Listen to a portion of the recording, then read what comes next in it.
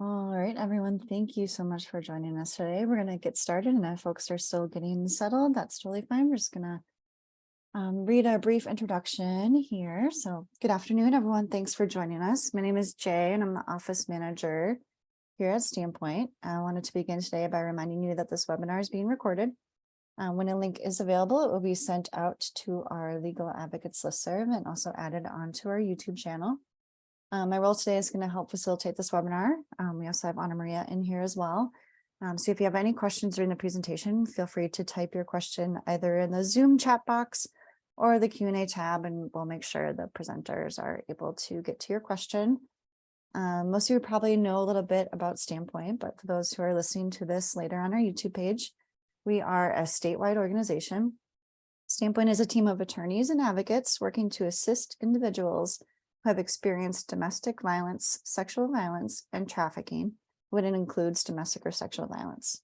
We also provide assistance to systems professionals who work with survivors. We do this by facilitating trainings and answering calls to our action line.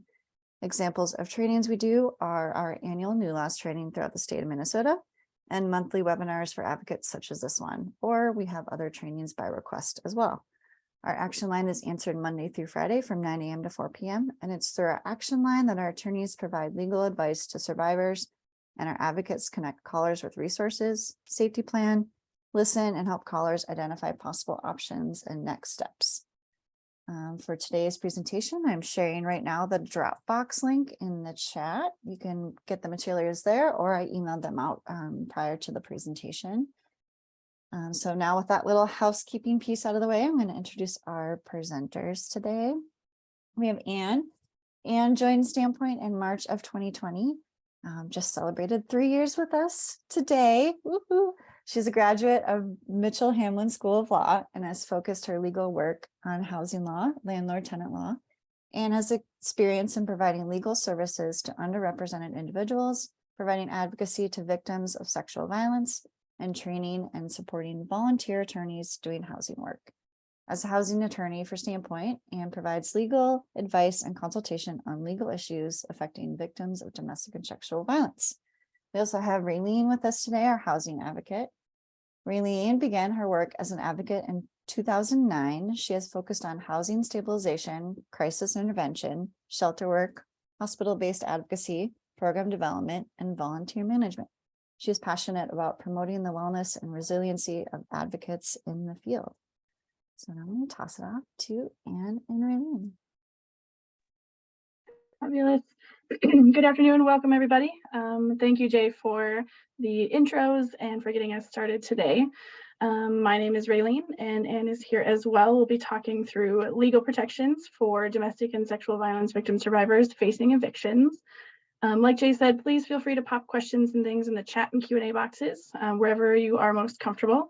And we love to get those answered throughout the presentation. So feel free to pop those in at any point in time, and we'll be super happy to get those answered. So just to kind of get us started. Today, we're going to be talking about eviction protections. And so this will be specifically when there is domestic and sexual violence involved. So there's lots of other information when it comes to evictions, but we're really going to focus in on when domestic and sexual violence is involved and what those protections are. So to get us started today, we'll start with some things that you may already be aware of. We talk about it all the time, but we'll start with state and federal legal protections for victims and survivors. And then we'll jump into an eviction process overview. So what happens during an eviction? What are the steps? And what is the timeline? And then we'll really focus in on protections and defenses that are available for victim survivors of domestic and sexual violence. And we'll round out the day with some updates to the HUD website and some other resources for you as well. So that's kind of the agenda and what we're off to today and what we'll kind of start to explore. So, Anne, unless you have anything else, we'll kind of jump right in. I don't think I'll jump right in. All righty. So first and foremost, we'll talk through a tenant's right to call for help. So Minnesota does provide a couple of different protections for tenants who are victim survivors of domestic and sexual violence. First, Minnesota statutes provide residents, including tenants, with a legally protected right to call the police or other emergency services for issues related to domestic or sexual violence, or for any other reason. Landlords cannot prevent tenants from calling 911, nor can they limit the number of 911 calls a tenant makes, even if those limitations are a part of a lease agreement. Some cities have what's called a crime-free public nuisance ordinance. These ordinances allow the city to deem a property a nuisance after 911 has been called a certain amount of times within the previous year. And once a property is deemed to be a nuisance, the city will then take action against the owner, who might be a landlord, and requires the owner to stop whatever that nuisance is. So with that being said, landlords often try to deal with that problem or kind of prevent that from happening by retaliating against tenants for calling the police through raising the rent or by filing an eviction. These types of retaliatory actions by landlords are not legal, even in those cities where there is that crime-free ordinance. So Minnesota law provides everyone with the right to call 911, and state law supersedes that city ordinance every single time. Anne, anything to add with that? Nope, that's it. Fabulous. All right, next we'll kind of talk through what it means to break a lease due to domestic violence and what that looks like. So this is another legal protection that is available for victim survivors. Minnesota statute allows a victim survivor of domestic abuse, harassment, stalking, criminal sexual conduct, or sexual extortion to end a lease when they fear imminent violence against themselves or an authorized occupant, if they were to remain in that property. So this protection applies to all rental properties in Minnesota, both private and federally funded housing. When a victim survivor ends a lease in this way, they are responsible only for the rent due in the month the notice is given, along with any past due rent or other previous charges that might be owed. The tenant does waive their security deposit, so that's a really important thing to be sharing with folks. But they would be allowed to break the lease without any other kind of penalty or other liability. The tenant is not liable for any additional charges. So that's super important to make a note of. If there are roommates on the lease, however, their lease would end at the end of the month that the victim survivor moves out. So the roommates would either have to enter into a new lease with the landlord, or they would have to move out at that time. And while the landlord may ask the victim survivor who it is that they fear, the victim survivor may decline to share, and the lease would still be terminated. So with that, when the victim survivor chooses to break their lease, they must provide the landlord with documentation regarding the abuse. Victim survivors can submit an order for protection, a harassment restraining order, a no contact order, documentation from law enforcement or from the court, or most commonly, and what I typically recommend, is a qualified third-party statement. So that statement is a form that can be filled out by a qualified third party. So that would mean a person acting in an official capacity who has had contact with the tenant and is a licensed healthcare professional, a domestic abuse advocate, or sexual assault counselor. And the language for the qualified third-party statement is directly in the statute. So what's in the letter comes straight from the statute. It states that the third party has reasonable basis to believe that the tenant is a victim survivor of domestic abuse, criminal sexual conduct, sexual extortion, or harassment, and fears imminent violence against them or another authorized occupant if they were to stay in their home. So in addition to that piece, the victim survivor must also submit notice that they are ending their lease due to fear of violence. The written notice must be delivered delivered before the termination of the tenancy by mail, fax, or in person, and be accompanied by that qualified document. So you want to turn both of those things into the landlord. And the notice will state the following information. So there's 4 things that are included there. First and foremost, that the tenant fears imminent violence from someone else against the tenant or another authorized occupant if they were to stay. So that same thing we've been talking about. That the tenant needs to terminate the tenancy, the date that they will terminate that tenancy and what day they will vacate. And then finally, they have to provide written instructions to the landlord for what to do with any property that remains in the unit. It's important to note that the tenant can choose any date that they wish to end their lease, and they do not have to give the traditional notice that we think about that's often outlined in the lease agreement. It's very likely that the tenant gives a really short notice, to the landlord. But as long as they've provided the proper documentation and everything like that and follow the statute, then the lease is still considered broken. While this does change the timing of when a lease would normally end, the trade-off is that the victim survivor does forfeit that security deposit. So it's kind of a compromise between the landlord and the tenant. Yes, you can get out of your lease, but the landlord does get to keep that security deposit. And again, that's for safety reasons. We know that victim survivors often don't have the ability, or it's not safe for them to take time before they're able to move. And then finally, the last thing that is really important for advocates to know, and for victim survivors as well, is that landlords must keep any information provided to them by a tenant confidential. And sometimes landlords don't really know what that looks like or what that means, especially if there are other tenants on the lease with them. This does include any information contained in the qualifying document, the address or location to where the tenant is relocating to, and their status as a victim survivor. So it's really important to have that conversation with the victim survivor, especially when there are other people on the lease, whether that's the person they're afraid of or other roommates. So always having that conversation and thinking through having that extra conversation with the landlord can also be really helpful. And then finally, that you are able to break your lease if you live in federally funded properties as well. The notice is not required, and the victim survivor is entitled to the return of their security deposit if they are living in federally funded housing. Anything to add on those pieces, Anne? Yeah, I think going back to the forfeited security deposit, a common question that we get here is, does the landlord, so if there's like damage to the property, right, or just repairs or anything that need to happen after the tenant moves out, a lot of times we get questions about, does the landlord have to apply that forfeited security deposit towards those outstanding balances or not? And it's a frustrating one because the law is not clear.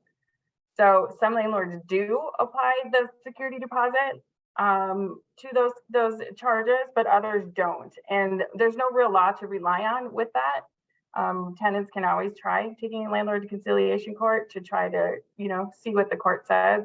I would imagine, courts around the states are going to give different results around that just because the law isn't clear.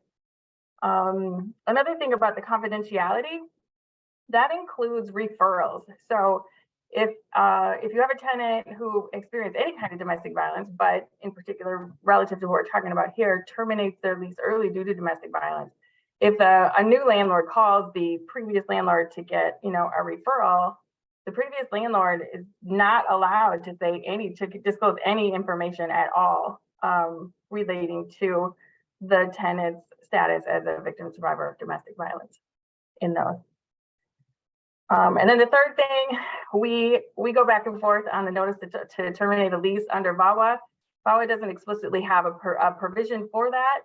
A lot of tenants' rights advocates argue, and I do, that the law provides for this option, that the tenant should be able to certify and use VAWA to terminate a lease. And when they do use VAWA, then that provision about the forfeited deposit doesn't apply.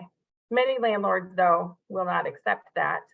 So if you're working in federally funded property and you want to talk that through, I would recommend getting legal advice on that first. It's important to know that the Minnesota statute one, that 504B.206, with the forfeited security deposit and the third-party statement, all of that definitely works for either market rate or federally funded properties. It's only the question about VAWA and federally funded properties that is not necessarily so clear. And I think it's worth talking about because there's a possibility, that the tenant victim survivor would not have to forfeit their security deposit. And we'll touch a little bit on the Violence Against Women Act 2 in a few slides as well. All right. So anytime that you're working with someone who is breaking their lease or even moving because of safety reasons, it's really important to check MCRO, Minnesota Court Records, online to be sure that the landlord did not file an eviction, because sometimes there's a mistake that happens and the landlord has done that. So this could be especially important when there are other tenants who are remaining at the property, because they, in theory, have signed a new lease with the landlord. But sometimes their confusion remains about that. So I always encourage folks to continue checking to see if there has been an eviction filed. Because if there is an eviction filed, oftentimes it will be posted to the door, and if the person has moved, they're not going to know about that. So for the next few weeks and even months, I would encourage folks to check online just to make sure that everything is good, that no eviction has been filed.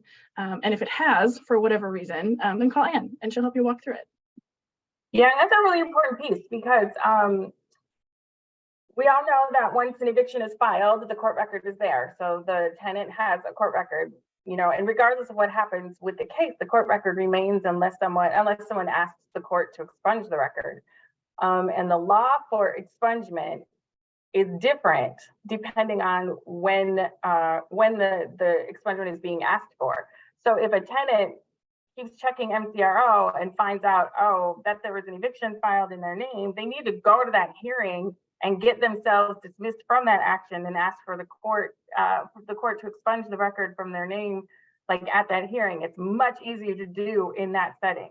The law around eviction expungement is very different. It's later down the road. And there might be situations, I can think of quite a few, where the courts are not going to expunge down the road. So it's important to watch that MCRO so that if a case is filed, they can defend against it, right away. And I would encourage people to check MCRO anyway, just because people don't always know if they have evictions on their record, and that can be helpful information in terms of finding housing going forward. So it's just always a good thing to double check, and especially if folks have broken their lease or moved out because of safety reasons.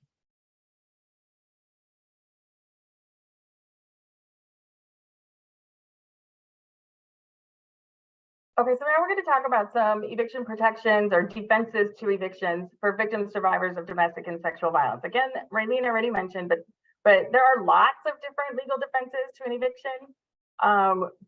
In this webinar, we're focusing only on domestic or sexual violence related eviction defenses and protections in the law. So Minnesota law prohibits evictions based on the tenant being a victim of domestic abuse, criminal sexual conduct, sexual extortion, or harassment.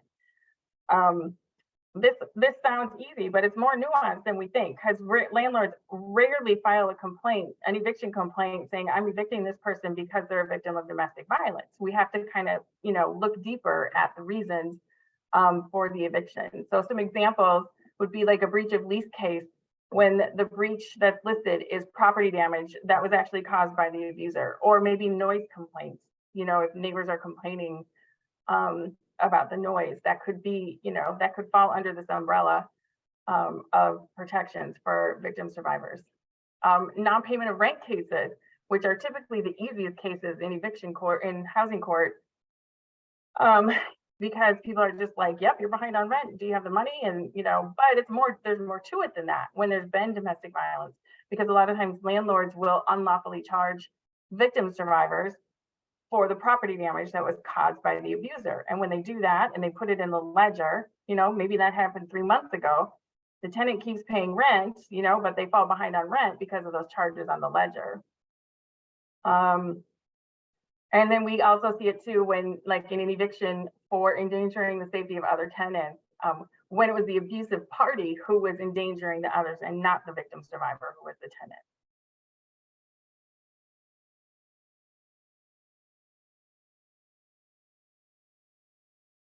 Minnesota also has a retaliation law that says the tenant can't be terminated or evicted or have their tenancy terminated as a result of their attempt to secure or enforce their rights under a lease or state and federal law. So that goes back to that right to call for help. A tenant, can't get a lease termination after they've had to call for help, at the property, if that was related to domestic or sexual violence, repair requests, rent escrow actions, things like that.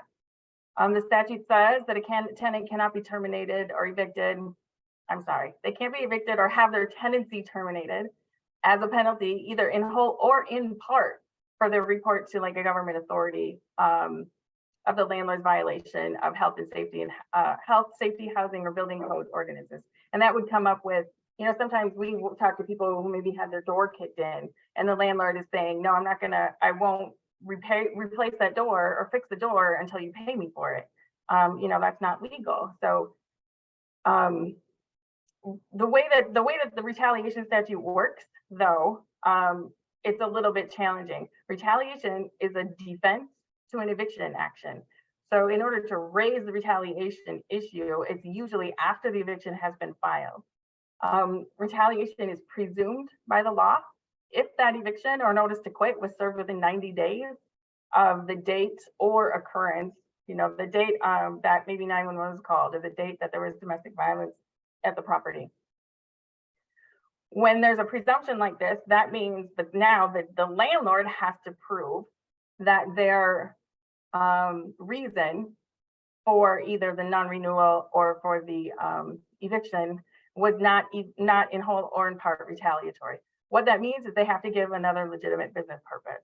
Retaliation can sometimes be an easy thing to overcome, especially when a tenant is behind on rent. If a tenant is behind on rent, retaliation as a defense is not going to be an option to them.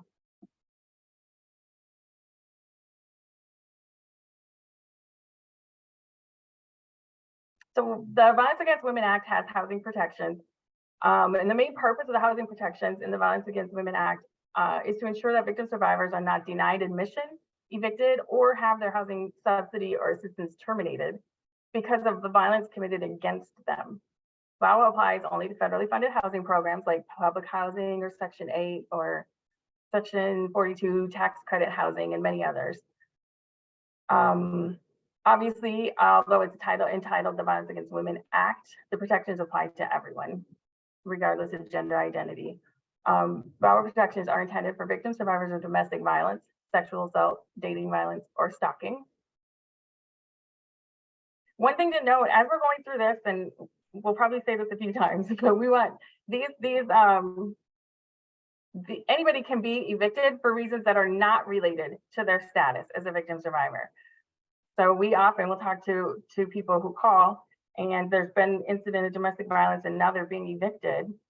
And, you know, they've heard you can't be evicted because of that, but then they're also behind on rent, or maybe they have another issue. Maybe they've, you know, received a notice to terminate, you know, a month prior to the domestic violence incident. All of those, you know, if there are other legally legitimate reasons for the eviction or lease non-renewal, those still apply and those will still likely result in the eviction.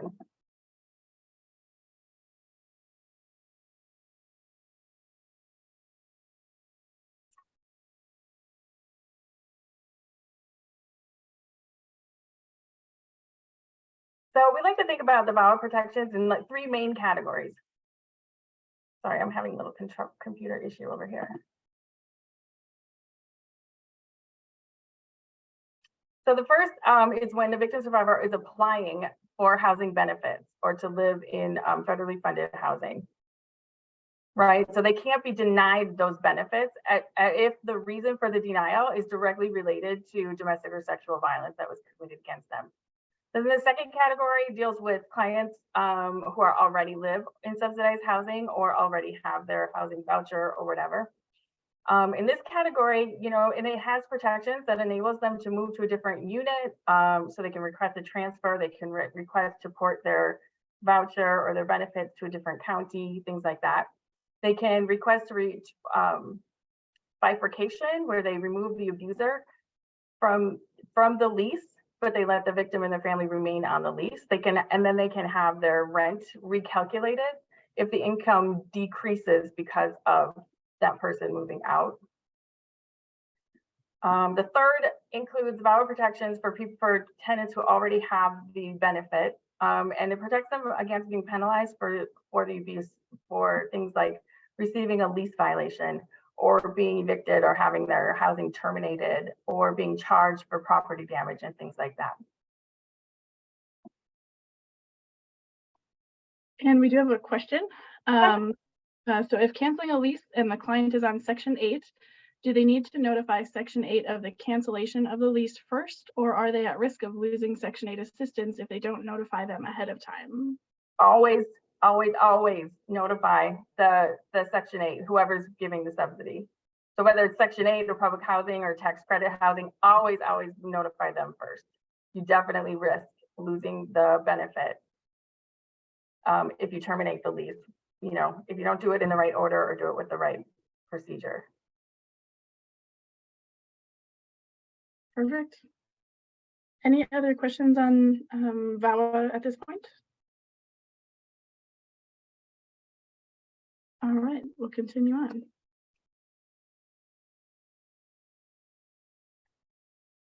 So when it comes to the certifying as a victim survivor, like Anne was mentioning, excuse me, there is a VAWA self-certification form. Anne and I like to use the one that's available on Law Help MN to certify. There is an actual HUD form that you can use as well, but I find that it's quite a bit nosier than the form available. So I tend to use that one instead. The landlord can ask for additional information if you have certified as a victim survivor, but only when there is conflicting information. So if I have certified as a victim survivor and turn that information in, it is accepted and kind of taken as accurate unless there is conflicting information. So perhaps two people live in a unit together and both parties have certified as having experienced domestic violence. At that point, the landlord can get a little nosier and can ask a little bit more information. That request must be done in writing, and the victim survivor would have 14 days to provide additional documentation, whatever that might look like. And then similar to the Minnesota protections, privacy and confidentiality is a big deal. So any documentation that involves information about victim survivor status must be kept confidential on the landlord's side and the housing providers. And they do have to keep that documentation separate from like the client's or the victim survivor's main file. So maybe their lease is in the folder and whatever else, but the victim survivor information must be kept somewhere else. And it also cannot be entered into a database where other folks would have access to it. So those are good pieces to know for victim survivors who are certifying as having experienced violence. Yeah, so this one, I'm basically going to repeat what Raylene just said, but this one really bothers me. And the same is true when we terminate the lease early with 504B206. If you do the third-party statement, the qualified third-party statement, or here, if the tenant gives the self-certification form, no other documentation is required, and the landlord can't ask for it. So we often get calls where the tenant is saying that their landlord is requiring them to provide a police report or requiring them to provide some other documentation, especially with the VAWA self-certification form for some reason. And landlords often just really don't understand that the law says that self-certification form is the documentation. Again, there's always an exception for VAWA in the self-certification, like Raylene mentioned, with the conflicting information. The one thing I want to flag there is the conflicting information, it means something specific. It can't mean that the landlord knows these people and suspects that something else happened. It can't be, prior knowledge like that from the landlord. The conflicting information really is usually limited to when both parties self-certify. So it can't just be, the landlord is curious or thinks that they know, something else about the situation. We do have some questions here. So first one is there any documentation needed regarding property damage? And is that, do we know maybe market rate or federally funded perhaps? I'm not totally sure. Yeah, if it's in a market rate rental, then what you would want to do is give the landlord notice in writing. Like, my door is broken, it broke because of this. The documentation is really just telling the landlord, and you just want to make sure you have it all in writing. If you're working with someone who has a police report or can provide additional documentation, that helps, but it's not required. The problem is what happens when the landlord goes ahead and charges the tenant anyway, then the tenant would have to go to conciliation court. And now we get into the matter of how do you prove it in court, which is like an evidence question. And that's always a tough one. And I think it's important to remember too that, you know, if someone is moving out of a home, there might be like, I don't know, my cat ruins my blinds every time I have them. So that might be kind of something that I accept the charges for. But the landlord might not know that the hole in the wall was because of domestic violence, for example. So they might just kind of charge it as normal. So until we tell the landlord that this exact like whatever was broken or whatever damage is in the unit, the landlord doesn't know that necessarily. Even if we've said to the landlord, I'm a victim of domestic or sexual violence, they don't know that that particular issue is a result of that violence. So that informing the landlord can be really helpful. What they do with that information, and if they remove those charges is a different question, like Anne was saying, but they just don't always know. Yeah, and I think if you're working with people, you know, in this, showing the landlord the statute, I think it's important for the tenant to give the notice about it right away. So if we use Raylene's example of like broken blinds and a hole in the wall, you know, if the hole in the wall happened 6 months earlier, you know, it's just going to be harder for the landlord probably to accept, you know, that that was actually the result of domestic violence. You know, so it's better if the tenant victim survivors can give that notice to the landlord and make a repair request like right away. Don't wait till the end, you know, to try to work it all out then. Perfect. I think we got all the questions at this point, I think. So unless I missed it, please put your question back in the box if I missed it. But until then, we'll continue on. So we also have the Fair Housing Act. So this is a federal law. It applies to market rate and federally funded property. It's really a discrimination statute. The Fair Housing Act prohibits discrimination by providers of housing whose discriminatory practices make housing unavailable to persons because they're a member of a protected class. So we have there's a list of protected classes. So race or color, national origin, religion, familial status, disability, and sex. Sex discrimination includes gender identity, sexual orientation, and all of this stuff that we're talking about with domestic violence and sexual violence. That also falls under this umbrella of sex discrimination. Minnesota has added a few things to that list. They specifically added sexual orientation and gender identity, marital status, and then recipients of public assistance. Some cities and counties, you know, may have even expanded on this list even further. If anyone's interested, disability is the most common type of Fair Housing Act claim. So the Fair Housing Act prohibits sexual harassment by property owners. The statute says housing providers, and that's a huge list. We're mainly talking about property owners and landlords or anyone else like maintenance people and stuff. But the statute actually includes, you know, any mortgage companies, it includes real estate providers, it includes municipalities if they're talking about zoning for like, you know, additional housing and things like that. But for us, we're talking about landlords or property owners or anyone else associated with that property. And just like, so with sexual harassment, it includes various types of behaviors that fall into like two different types of harassment. We have quid pro quo and hostile environment.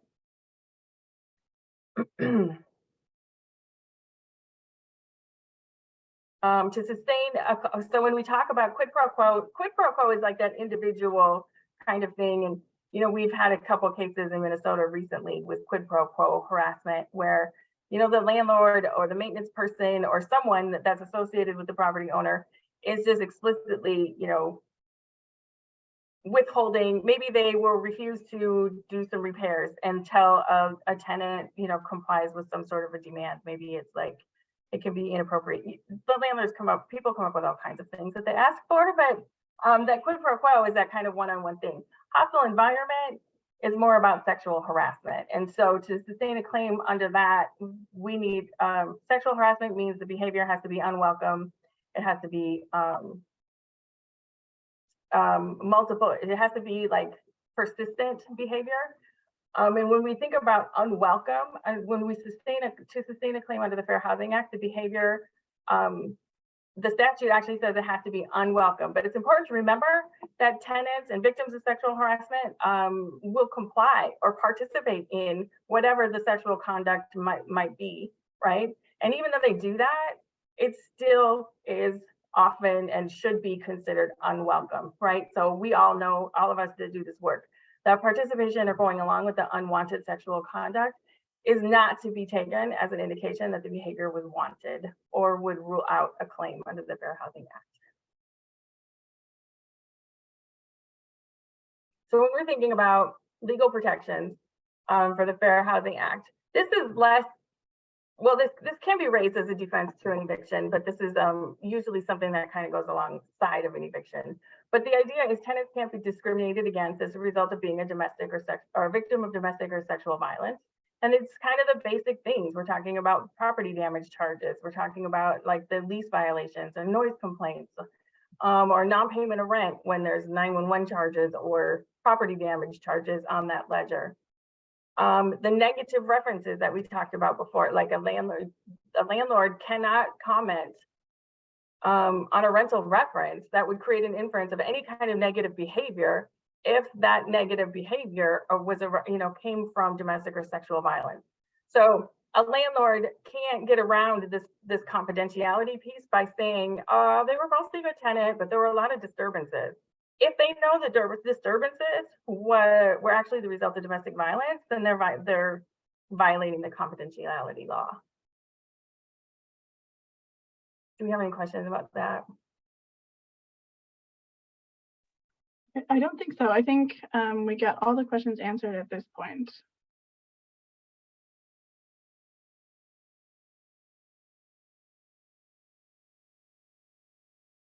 So again, confidentiality and references, really big, important thing. This is just this slide is just to give you the actual statutes in case you ever need to use it in your work. The Violence Against Women's Act prohibits it. Minnesota law, it's included there. The Fair Housing Act includes it. So there's multiple different places in the law that require landlords to keep any kind of information about domestic or sexual violence confidential.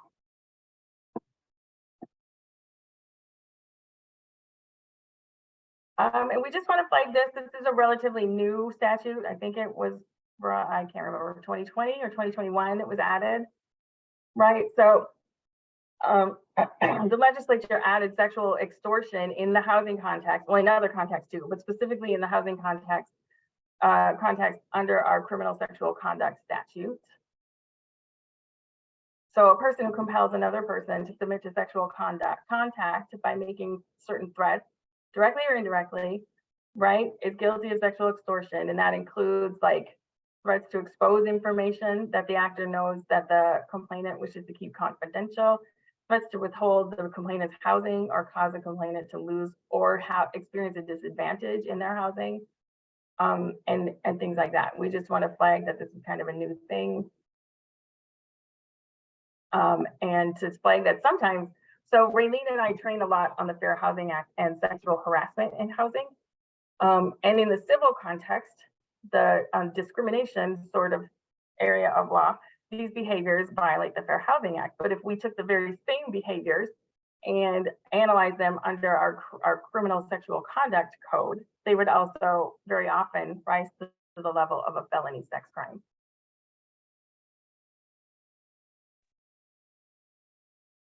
All right, so I think we're going to shift gears a little bit. So that kind of rounds out the protections that victim survivors have when it comes to their housing issues. So I think we're going to switch into eviction mode. And to get us started, we'll just talk through the timeline and what that looks like, because it's super fast. So I'll let Anne take it away. So the timeline for eviction in the statute, this was what we talk about here reflects what the statute says. The reality in our courts right now, in particular in Hennepin and Ramsey County, this timeline is slowed down a little bit just because of the backlog still from COVID. And honestly, since even the beginning of this year, our eviction numbers filings have just skyrocketed. So the housing court, the timeline might not be this fast depending on where you are, but the statute provides for evictions to go this fast. So on the first day, the landlord goes and files the complaint. At that moment, the tenant has an eviction record, because an eviction record is just a court record, right? And as a matter of public policy, we've decided we want our court records to be made public so that we have transparency in the court. The problem is that eviction court records, right, negatively impact people in such an extreme way when it comes to, finding and maintaining safe and stable housing. So day one, that complaint is filed. It's on the tenant's record, and at this point, the tenant likely doesn't even know. I used to work over in housing court a lot in Hennepin County, and people would come in and they'd have one kind of housing question, and we'd look up their record, and people would often surprised to learn that they have an eviction record because of this. And then within the next week, usually what happens then, the court accepts that complaint and then issues a, schedules a hearing and issues a summons. The tenant has to receive the summons at least 7 days before the hearing. So again, prior to COVID, the court would accept that complaint, set the hearing date within the next 2 weeks, and then the landlord would have about a week usually to serve the summons and complaint on the tenant. Then between days 8 and 14, that eviction hearing will be held. Typically that held, and some people argue the statute says it needs to be held within 14 days. Right now that's not happening, like I said, on a lot of courts, but the statute definitely provides for it to be that fast. The eviction hearing is actually what we call an initial appearance. And most eviction cases are resolved at the initial appearance. But for cases that require a trial, the court very often will set a new date for the trial. But, and we've seen this too, and I think in rural Minnesota more, the judge may choose to hold a trial right then and there. So tenants should always be prepared to present any and all evidence, at that first hearing.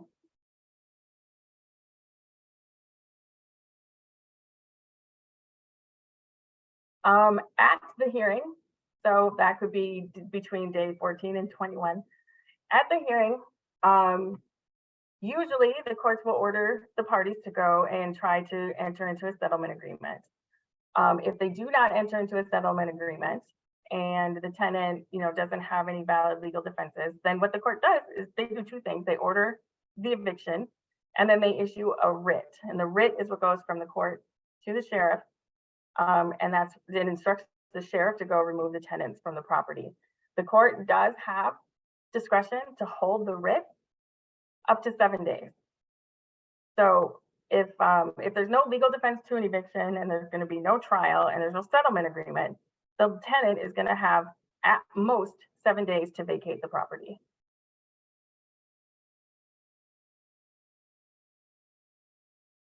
I'm just going to pop in real quick. I think Anne talked about day one is when that eviction complaint is filed.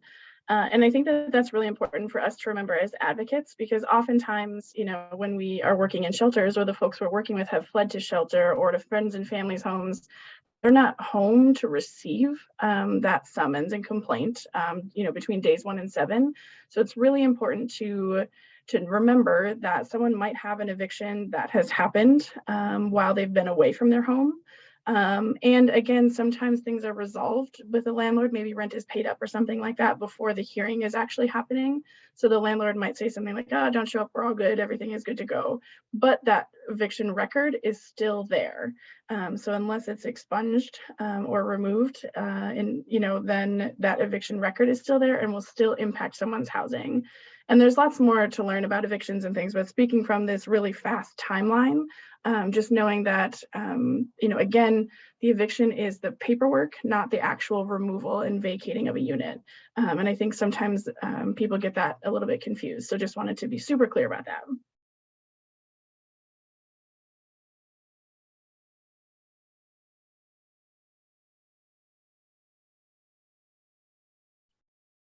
Sorry for my pause. I was just going to add something to the timeline discussion and I lost it. So we'll go ahead and move on and hopefully it'll come back to me.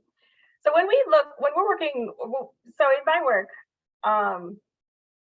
when people call and they have an eviction, and especially when there's domestic violence, and very often by the time a landlord files an eviction, a lot has happened in that landlord-tenant relationship. And, you know, tenants will often think that the eviction is happening, you know, based on many of the different things that happened within that time frame and in that relationship. But the reality is, with any kind of legal action, the law, our statutes give us grounds to sue someone. You can't just randomly sue someone, right? If someone owes you money, you can sue someone because, you know, the law says someone can't take your money, right? So for eviction, there are really 4 main legal grounds for an eviction. So when someone is being evicted, they're going to have a big long story, but it's going to be one of these 4 things. It's going to be non-payment of rent, breach of lease, holdover, or certain kind of illegal activity. So the non-payment of rent cases, I think we learned a couple of years ago that about 95% of all evictions in Minnesota are non-payment of rent. Non-payment of rent cases can be filed whether the lease is written out or oral. And the landlord, they can be filed even when the landlord has previously accepted late or partial payments. We see this one a lot where tenants might just, you know, make a rent payment every time they get paid. So maybe every 2 weeks they're paying rent. And the landlord might accept that, you know, maybe for a year, maybe even more. And then one day decide they're not going to do that anymore. That often feels really unfair to a tenant. But the law is that it is. The law says if you're late on rent, one day, so if your rent is due on the 1st and you haven't paid it in full, your landlord can go on the 2nd and file an eviction against you. Breach of lease cases, that is the landlord saying, hey, we had this agreement and they violated it. A lot of breach of lease cases. Oh, the key thing there, though, is that if for any breach of lease case, that has to be a written lease, right? You can't do a breach of lease case on an oral agreement. And a breach must be material, and so that which means it can't be minor. Holdover. Oh wait, Anne. Yep. Sorry, we don't have this information in the slide, but what is a breach of lease? What does that mean? Yeah, it's breaking the agreement. So if you've all seen a lease is a contract, right? And a contract just has multiple paragraphs that says what each party is going to do. Leases, you know, always describe the property, and it says like when payments are due, how much the payment is going to be, and they usually have a lot of other boilerplate stuff in. They usually talk about, you know, unauthorized guests. They might have a no pets policy. They might, you know, everything listed in that. For breach of lease cases, anything that, you know, any behavior that the landlord is complaining about and trying to evict someone for needs to be listed in that lease. So if a tenant has a pet and it's not in the lease that you can't have pets, a landlord can't file a breach of lease case because they did not agree that they were not going to have pets. Is that cleared up? Maybe not. Sorry, I was muted. Yes, I think so. I think those are good examples. Thank you. And for this, you know, we're talking mainly about when we're talking about domestic violence stuff, right? So a lot of landlords will use breach of lease and say, you know, that the fighting, they'll call it fighting, you know, in the unit is causing a disruption, or they'll use property damage as a breach of lease. But if that property damage, you know, if the tenant didn't cause that property damage, or no, I take that back. If the property damage was the result of domestic or sexual violence, then the tenant should not be, the tenant victim survivor should not be evicted for that. Holdover is another kind. Holdover happens after a landlord has given the notice of non-renewal or notice to vacate.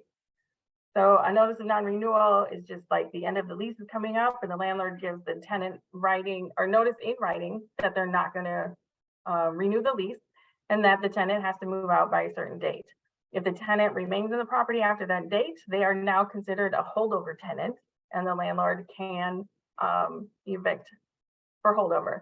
Holdover works with a written or an oral lease, but holdover only applies when the landlord has given notice to terminate or notice of non-renewal in writing. And then Minnesota's statute just has built in it into every lease, whether it's written in the lease or not, certain kinds of illegal activities. So landlords can evict tenants who are, who have illegal drugs on the property, who have illegal possession of guns, prostitution-related activity, and possession of stolen property. But the possession of stolen property, interestingly, has to have been obtained by the tenant through robbery. So it's very specific. So whenever you're working with anyone and they're saying they're being evicted and they're going to tell you the whole story, we need to look at the actual eviction complaint to find out which one of these it's going to be. Almost always it's going to be non-payment of rent. Sometimes it's breach of lease. Sometimes it's holdover, and then that's where retaliation comes in. But we want to, before we can really look at a case and figure out what the next steps are, we need to figure out what are the legal grounds for this eviction. And it's very often different than the story that we're hearing from the victim survivor tenant.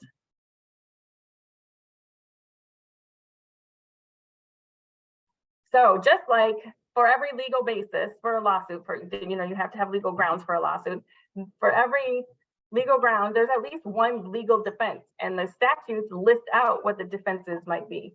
So the trick here is to identify the legal grounds, right? And then match it to the appropriate legal defense. Now, of course, there's many different legal defenses. And again, we're talking here specifically about the protections for victim survivors and for evictions that are the result of domestic or sexual violence. So some of them might be, so we have to remember the overall statute that says that tenants who are victim survivors of domestic or sexual violence cannot be evicted because of that. Another defense might be that the tenant vacated the property prior to the eviction hearing. And this is what we talked about earlier when we're terminating a lease early due to domestic violence. And you really want to be watching MCRO for that. So if we have a non-payment of rent case, then we want to look at the ledger and find out, are there any property damage charges there or any other charges, 911 charges or anything like that are related to domestic or sexual violence? Because if they are, and we remove those charges, maybe the tenant is actually, caught up on rent, and those charges, the landlord is not supposed to be charging for that. If we have a holdover case, so if a tenant received a notice to quit or a notice to terminate a tenancy or a notice of lease non-renewal, if that happened within 90 days of a qualifying event, then we might have a retaliation defense, right? And then the breach of lease, again, if that alleged breach, whatever it is a result of domestic or sexual violence, then that's a legal defense to a breach of lease case. And when it comes to that certain illegal activity, if the tenant didn't know or could not prevent the illegal activity, that's a defense to the to an eviction defense or to an eviction action.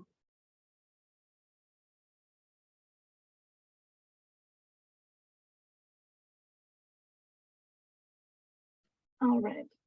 Are there any questions? Sorry, I moved ahead a little bit quickly. Are there any questions on the defenses to an eviction action? I didn't see any, but I wanted to make space for that. I will say a lot of what Anna and I do is looking at these ledgers and trying to figure out what all these charges are and how they apply and what's kind of going on. And it's takes a little bit of work sometimes to kind of go through that. Jay helps me look at ledgers sometimes too. When I get in it, I'm like super confused, and I often ask Jay to look at it with me.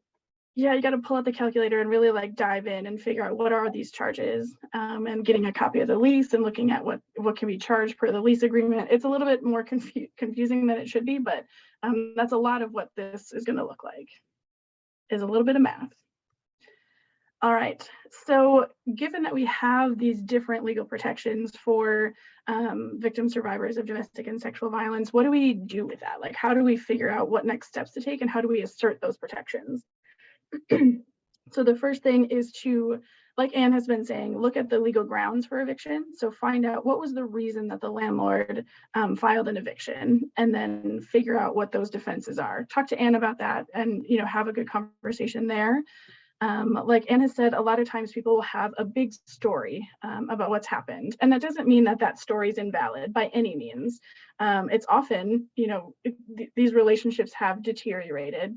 Maybe there's issues with where someone parked their car, or the landlord didn't make a repair when they wanted them to, and there's all these other things kind of going on. But again, we have to look to that complaint to find out what did the landlord tell the court the reason was for that eviction. And again, the story part of it absolutely makes sense to hear, especially as an advocate. We can help identify other issues, other remedies, and things like that. But when it comes to the eviction piece, we need to know what is the reason and what kind of defense can we have against that eviction, or to that eviction, rather. So again, the story is great for us as advocates to hear and provide that support on. But when you show up in court, a lot of that needs to, again, really, really hone in on that legal reason for the eviction. Then the next thing that someone can do is talk to the landlord. We've talked a lot about telling the landlord about property damages related to domestic and sexual violence. But sometimes having a conversation with the landlord, you might be able to reach a settlement agreement, or if you were to tell the landlord that the property damage was the result of domestic violence and explain the statutes and things like that, they may withdraw or settle the case. So that can be really, really helpful to have that conversation, because again, if the landlord doesn't know that there was domestic or sexual violence, or was misinterpreting the situation and calling it fighting or something like that, we can tell them. It doesn't mean they're necessarily going to withdraw the case or anything along those lines, but it is an option. And the court might also dismiss the case too, depending on the circumstances. The thing to keep in mind with this is that if the landlord does agree to settle or withdraw the case, the eviction record, the paperwork that the landlord turned into the court, still remains. So that eviction record is still there, and the tenant or the victim survivor that you're working with still has an eviction on their record. Was it withdrawn? Of course it was, but that record is still there, and future landlords will see that it is still there. So we need to address expungement. So that can be something that you would call and talk to Anne about in terms of how do we do this, and what that looks like. Oftentimes is going to the court hearing to tell the court what happened. And we'll get to that piece in a second. But you can also file an answer form. And this is where Anne is going to be really helpful. And you might have want to share some things here too, but you can file an answer form and tell the court what's going on, and tell them what your defense is. Tell them what that looks like. Anne might be able to help draft that form. There is a filing fee. You can also look into the IFP waiver, the informa pauperis waiver, to see if the person you're working with would be granted that waiver, so they wouldn't have to pay that filing fee. And then there's the little asterisk there to remind us that answer forms and evidence, which we'll get to in a second, often need to be submitted to the court and opposing party prior to the eviction hearing.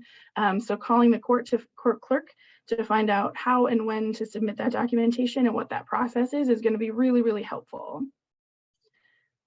Then once we've done those pieces, or potentially done some of those steps, then you'll tell the court as well. So everything that's said in court goes on the record and must be considered by the judge. So you can tell the court what happened, again, focusing very specifically on that legal defense. And this is where Anne, again, can be super helpful in drafting a script for the tenant to read at the eviction hearing, so that they can tell the court what that legal defense is. And you can also, of course, always reach out to legal aid for representation as well, to see if they might be able to help do that and show up in court. But Anne can absolutely help talk through what that script could look like and really help focus in on the defense there. And then finally, is thinking about evidence. So what kind of evidence does the victim survivor have based on their situation? And first and foremost, testimony in court is important and is absolutely evidence as well. But documentation is just as helpful as it is in an order for protection, for example. So if we have information to back up the story, awesome. Maybe the tenant actually paid their rent, for example, and they have receipts and bank statements and things like that to show that that rent was paid. Maybe they have photos, or maybe they have police reports about the property damage, things like that, that can be considered evidence for the court to hear as well. And again, that it needs to be submitted to the court and opposing party before the hearing. So again, checking in with the court is going to be super important on how to make that happen. Other things you wanted to add to that, Anne? when we think about talking to the landlord and giving them a chance, right, to withdraw or settle the case, part of that too, if you want to do it in writing, so you have evidence, but part of that too is can help, build evidence for a later HUD or discrimination claim. So like, I would like to see anytime a landlord is intentionally going through with an eviction action when they know that the eviction is a result of domestic violence, I would like to see us, filing HUD complaints on every one of them because they shouldn't be doing this, right? And so if you have an email where you're saying, hey, this was domestic violence, here's what the law says, it's harder for then the landlord to claim that they didn't know. The other thing we've mentioned a couple of times, maybe sometimes like a landlord might withdraw their complaint, or you might reach a settlement agreement, anything like that. And because we see this a lot where landlords are like, okay, don't worry about it. I'll go to court. I'll handle it with the court. I'll withdraw it, or I'll go, whatever. Never ever should a tenant listen to that, right? If a court has issued a subpoena, right, that is the court ordering the tenant to appear at a hearing. The landlord or the landlord attorney doesn't have the legal right to say, don't pay attention to what the court said. I got you. That's not okay. So you always want to go to that hearing for a couple reasons. Because they're subpoenaed, they need to go to the hearings. Well, they're not subpoenaed. They're summoned. They have the summons. The court is saying you must attend this hearing. So don't. And then the other thing is we just don't rely on other people to make sure that our legal interests are being protected.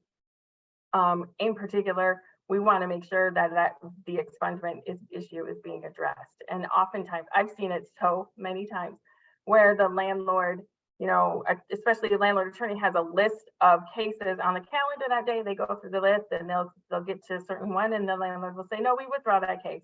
They rarely say we withdraw and expunge that case. They just say we withdraw. The landlord and landlord attorney usually know that eviction is going to stay on the record for the tenant, and the tenants usually do not know that eviction record is going to remain. So it's just very important that tenants, if you have a summons to go to court, you should go to court. And I think a lot of what advocacy looks like in housing is managing the current situation. So dealing with the eviction or whatever that might be, but also thinking ahead. So really focusing on expungement is going to be really helpful. And I know it's hard to think about all these pieces when folks are kind of in a chaotic space and they're fleeing for safety reasons, or, they're unsafe in other ways. But if we're able to help them think forward to that expungement, it's only going to help set them up for future success. So yes, going to a hearing adds more things on their to-do list as they are trying to find safety. But again, it can really help set them up for success going forward. So that's really important for us as advocates to know, so we can help them navigate that. And anytime I get a call and someone is talking about they have an eviction like pending, or that they're dealing with an eviction, obviously I'm going to look at the case and look at the merits and everything.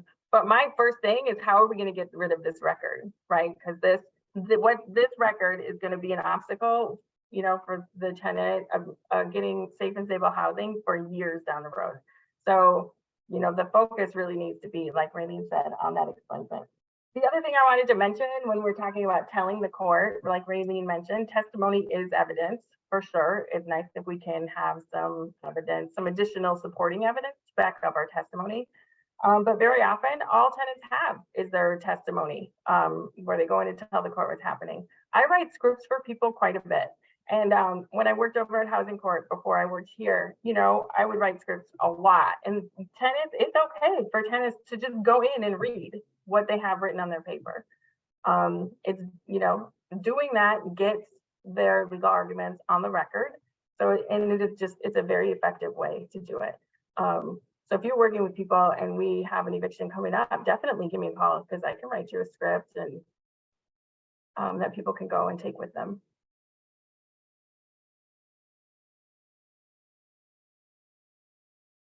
So there's a couple different ways to do. So like, we're talking about these legal protections, and the main focus today is how to assert these legal protections when the eviction action is pending. and how to deal with the eviction, the immediacy of that eviction. In addition to that, though, tenants can file HUD complaints and Fair Housing Act complaints. And those complaints can be done different ways. You can file with the agency, right? And then the HUD agency will investigate at no cost. A lot of times if you file with HUD, I think our local HUD office is in Chicago, I'm not sure, but they will often transfer it either to a state, so the Minnesota Department of Human Rights, or the city. So we have one that, HUD transferred to the city of St. Paul. The agency will look at investigating determine the validity of the claim and make a determination about whether discrimination has happened. Very often through this process, the parties are offered a chance to try to come to a resolution on their own. This statute limitations apply, and they vary depending on the situation. So if you're thinking about making a HUD complaint, or this is a Fair Housing Act complaint too, the process is the same. It's really important to get legal advice right away. People can also file a private lawsuit. So this would be kind of just any attorney out there. A private attorney, sometimes legal aid attorneys do these lawsuits, and sometimes they get the determination first from HUD or from the Minnesota Department of Human Rights, or sometimes you just go and file it in district court like every other lawsuit. Again, statute of limitations apply and vary depending on the type of claim. So you definitely want to get some legal advice on that.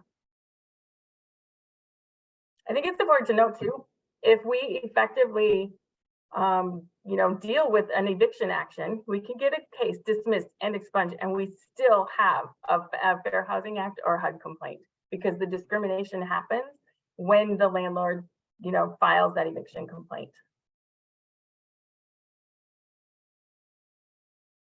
The other thing that I would add with these complaints is that they do take time, and we know that this is not always a priority for people, but I think it's important to let them know that these are options if they wanted to look into filing these complaints, so that their story is heard and the investigation can happen on their behalf, and hopefully we can long-term change behaviors of landlords and things like that. But it is important to know that unfortunately these do take some time, and not everybody has the ability to put that energy into something that can take so much time and not necessarily have an immediate impact. But again, it's important for some people to really go through with that, because they want to have their story heard and want to know that what happened to them was discrimination or was wrong in some kind of way. So it depends on on the situation too, but the time thing is a bit of a bummer sometimes. Yeah, so like the Fair Housing Act or the discrimination or the HUD complaints are not a way to deal with the immediacy of an eviction action, right? They're more of a long-term thing. And we're here to help people help them write the complaints and things like that. The tenants have to go through unrepresented, but especially with the HUD complaint process, that's okay. And we're here to help people get through each step of it. The idea is at the end of it, if there's a determination of discrimination, then they might be able to negotiate a settlement, to get some kind of monetary damages for that discrimination.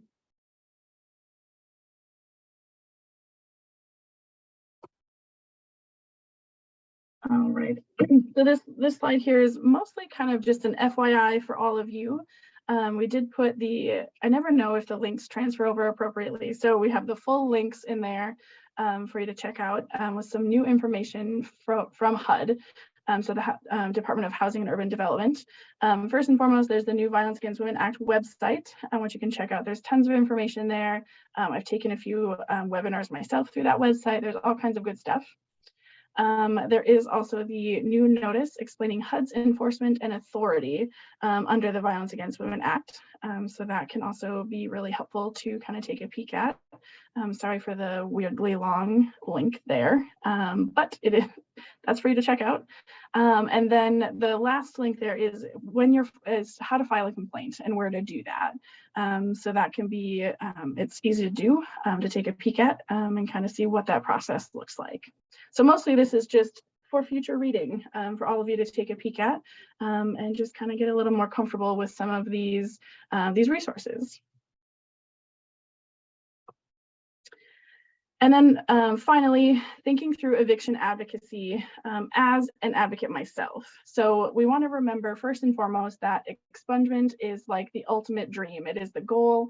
It is the standard that we want to work toward. Again, we have to kind of keep that in our line of sight because oftentimes that's not necessarily what the tenant needs. They are trying to hustle to get money. They are trying to figure out whatever it is that they need to do to keep their housing. While that's important, we want to make sure that we are definitely thinking for and taking steps toward expungement. So going to the hearing and asking for that, things like that. So we want to pay attention to that. It's important for us to remember too that timeline is super fast. Less fast now, after COVID and with evictions being up so high right now. But we still want to make sure that we're acting quickly if someone is facing an eviction. So it's also important to make sure that you know your resources. So of course, Standpoint is available here for you, absolutely. If you're looking for representation, making sure we're getting folks connected to legal aid. Legal aid does lots of eviction work, so they can be really awesome to have that representation. And then because we know that non-payment of rent is one of the largest reasons that folks are facing eviction, being best friends with your community resources where there is money available. People can definitely put a hustle together and make that happen. So be best friends with the agencies and the people that have money because they will save so much work for you going forward. Then we want to make sure that we are finding that reason for the eviction, going to the paperwork, and again, getting information that will support the defense. So again, hearing the story from the tenant, getting the story that the landlord told the court in the paperwork, finding that reason, and then gathering information and evidence that will support that defense. So again, copies of the lease, the eviction summons and complaint, the ledger, which is where you'll spend an embarrassing amount of time trying to do math to try and figure out what those charges look like. Whatever that is, kind of digging into that with someone can be really helpful. I think, oh, Jay put the link in the box. Thank you so much for that. And then let's see here. Once we've done that, you can assist folks in filing an answer form, submitting evidence, and helping them prepare for that court hearing. Oftentimes it's like printing stuff out for people and helping them figure out where to submit that, talking to the court clerks, getting lots of good prep work done before the hearing is happening.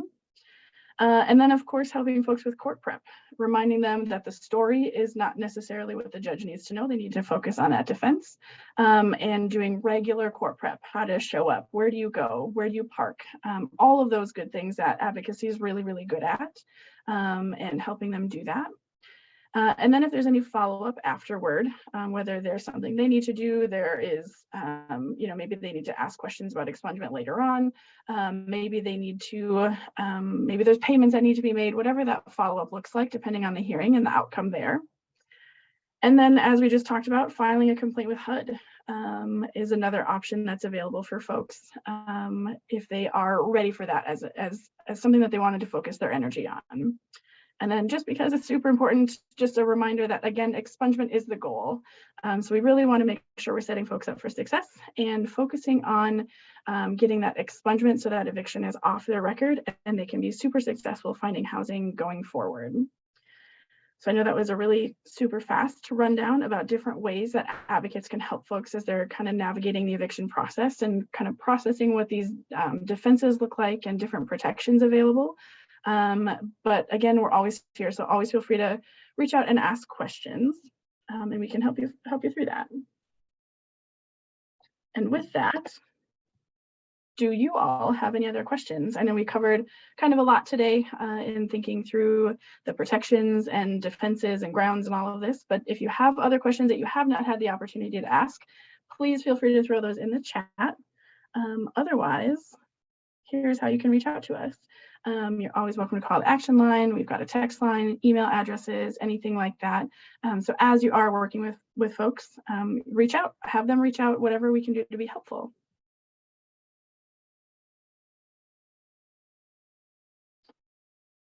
And I don't see other questions. Anne, are there any parting words you would like to share? Anything that we missed? No, you covered it all. We covered everything. Everything has been covered in Everything. eviction advocacy. Perfect. Well, with that, we will release you to finish out the rest of your days.